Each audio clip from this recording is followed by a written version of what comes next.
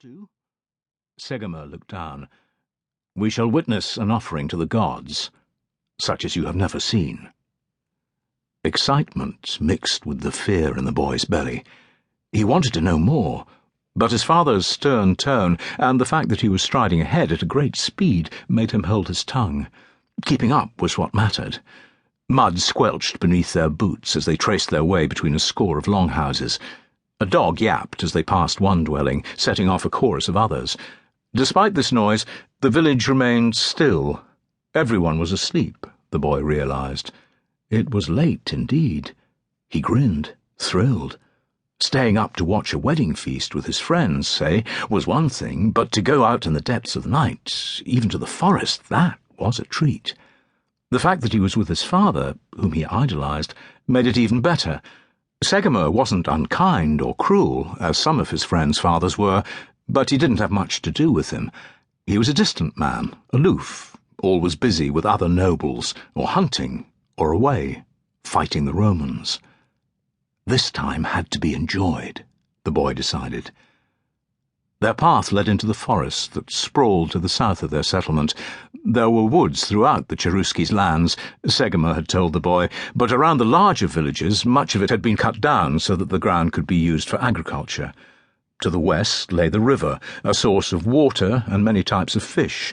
To the east and west, a patchwork of little fields produced grain, vegetables, and grass for their livestock. The trees to the south provided wood for the tribe's fires, deer and boar for their tables, and sacred places for the priests to consult with the gods.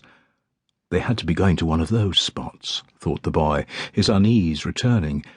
He was grateful that his father could not see him shiver. He had never dared to enter a grove.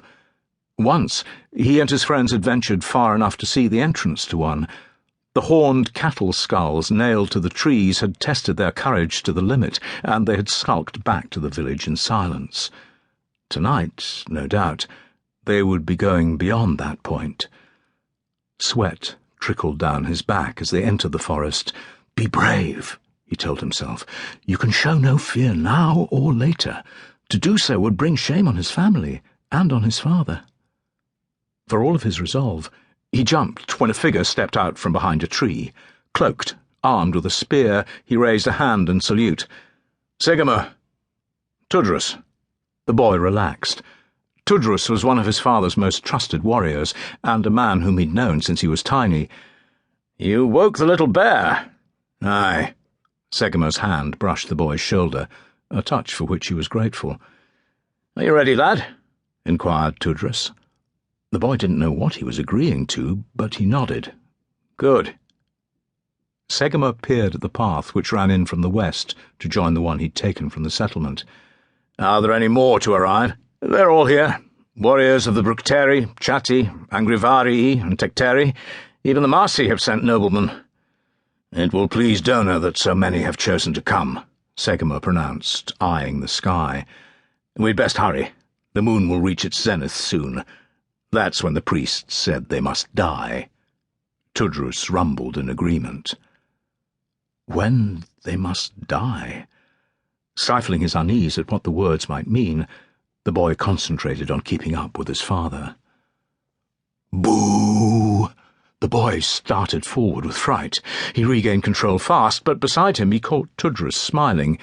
His father frowned, indicating with his eyes that he was not to move again. "Boo!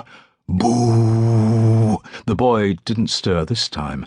The bizarre sound had to be from a horn blown by a priest, but it felt as if it were a demon or a god announcing his arrival in the grove.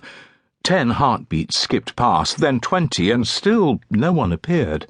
The boy's gaze slid from left to right, over the shadowy space, which was even more intimidating than he had imagined. The path into it had been frightening enough, a winding, muddy affair bounded on both sides by marsh. The entrance, a crude wooden archway decorated with cattle skulls, had been no better, but it was the sacred circle of oak trees, 50 paces across, in which he now waited with his father, Tullus, and a large group of warriors, which had set his guts to churning. In its centre stood a pair of altars, enormous slabs of stone that looked to have been hewn by giants. On top of one, a pyre had been built.